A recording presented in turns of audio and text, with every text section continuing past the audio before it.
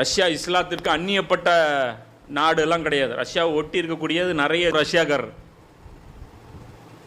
புகாரி இமாமு ரஷ்யாக்காரர். அப்போ அந்த காலத்திலே இஸ்லாம் போயிடுச்சு ரஷ்யாவில்.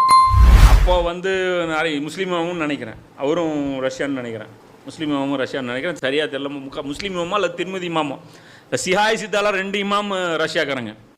அப்போ ரஷ்யா அந்த காலத்திலேயே புகாரியே எழுதியிருக்காருன்னா எவ்வளோ ஈமான் இருக்கணும் இருக்கையில். நாம் இன்னைக்கு தலையில் தூக்கி வச்சுட்டு கொண்டாடுறோன்னா எவ்வளோ ஈமான் இருக்கணும். அங்கே முஸ்லீம்களுக்கு நல்ல மதிப்பு இருக்குது, நல்ல இது இருக்குது. கிட்டத்தட்ட ஒரு சில தகவல் படி 40% இராணுவ வீரர்கள் கூட முஸ்லீம்களாக இருக்கிறாங்க ரஷ்யாவில்னு சொல்லி கேள்விப்பட்டால் அது உண்மையாக போயான்னு தெரியல, செக் பண்ணிங்க. அப்போ இதில் என்ன ஆகி போச்சுன்னா ரஷ்யா டெவலப் ஆகுது. ஃபுல் ஃபோக்கஸ்டாக 1992லேருந்து எந்த வம்பு துணுப்புக்கும் போகல. கட்டமைப்பு ஃபோக்கஸு நாட்டை வலுப்படுத்துறது